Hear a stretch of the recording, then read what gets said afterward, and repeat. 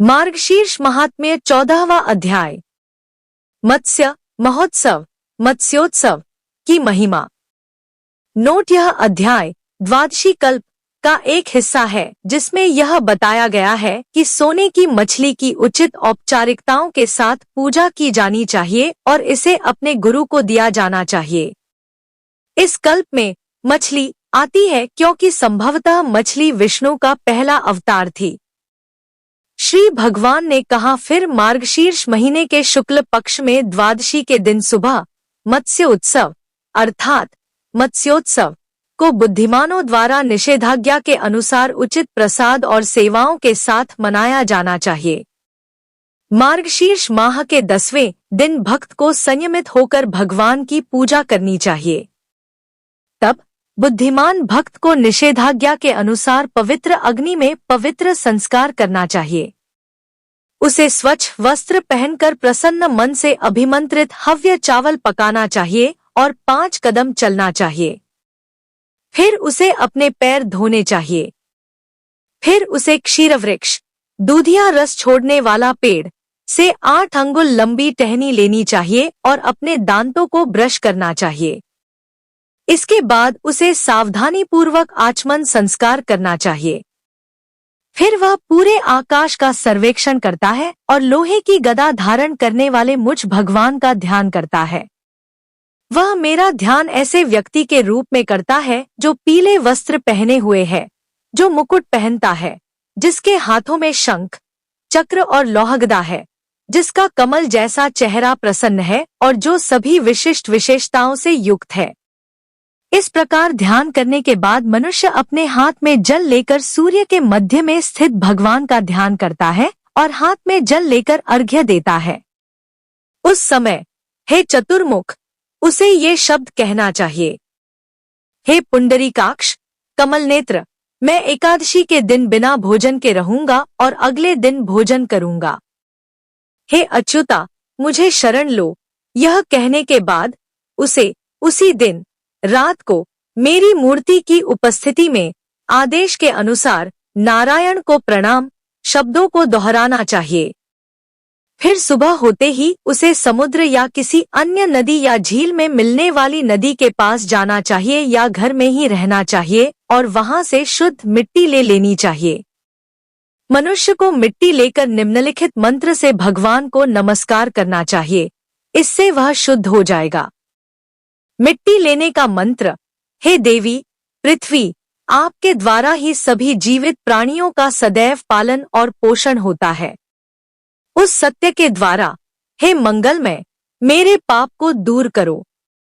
ब्रह्मांडीय अंडे के भीतर सभी तीर्थों को देवताओं ने अपने हाथों से छुआ है, इसलिए उनके द्वारा छुई हुई और तुमसे ली हुई इस मिट्टी को मैं संभालता हूँ।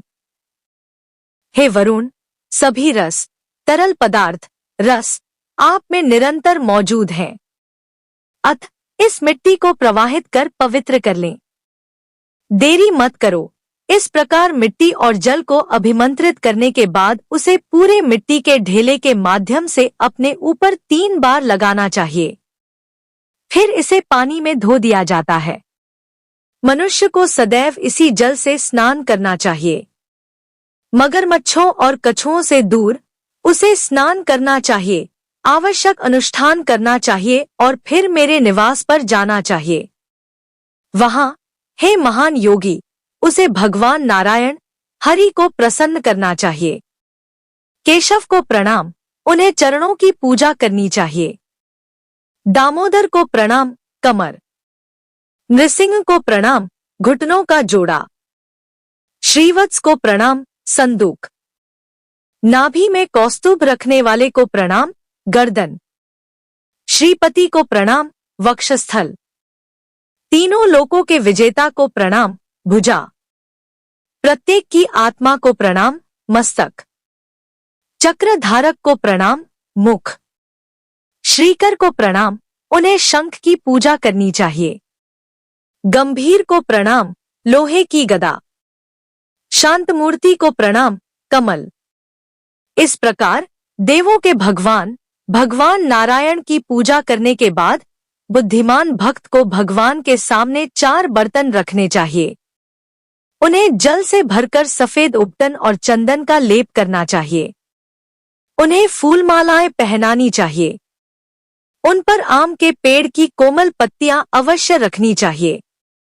इन्हें सफेद कपड़े में लपेटकर रखना चाहिए। तांबे के बर्तनों में सोने के टुकड़े डालकर उन पर तिल के बीज भरकर रखना चाहिए। 4 घड़ों को 4 महासागरों के रूप में महिमा मंडित किया गया है।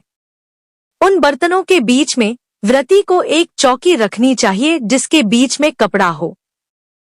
इसके ऊपर सोने, चांदी, तांबे या लकड़ी से बना एक बर्तन रखा जाएगा।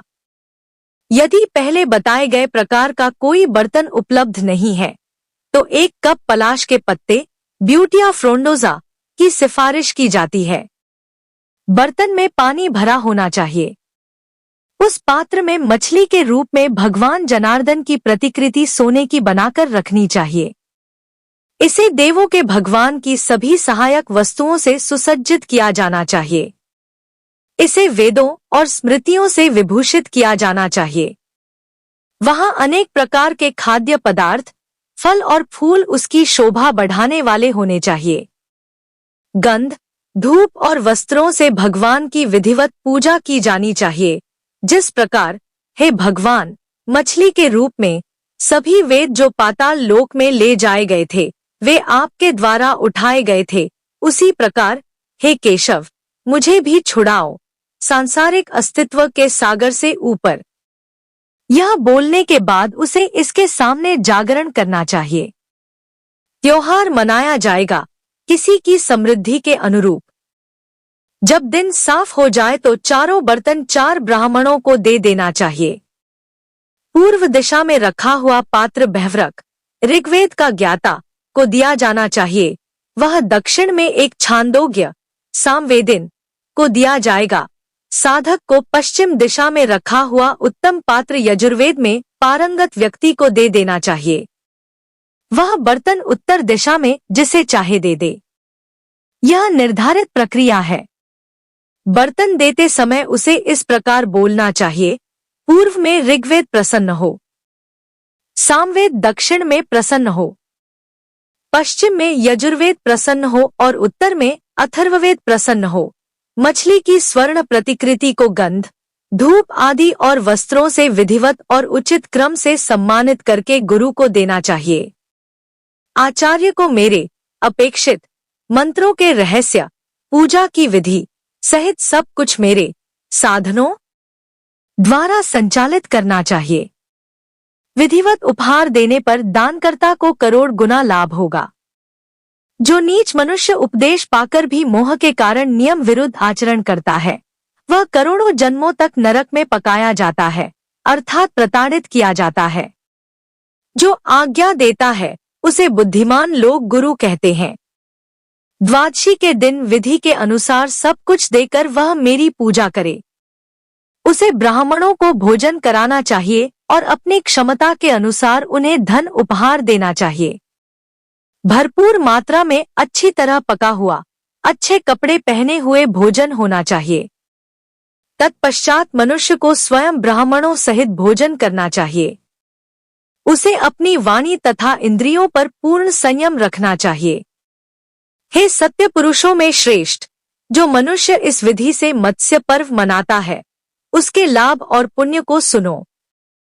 यदि किसी के 10 लाख मुख हैं और उसकी आयु ब्रह्मा के बराबर है तो हे महान पवित्र अनुष्ठान करने वाले, वह इस पवित्र कार्य के लाभ का पर्याप्त रूप से वर्णन कर सकता है। जो व्यक्ति श्रद्धापूर्वक इस उत्कृष्ट द्वादशी कल्प का वर्णन या श्रवण करेगा वह सभी पापों से मुक्त हो जाएगा। यह स्कंद पुराण के वैष्णव खंड के अंतर्गत है।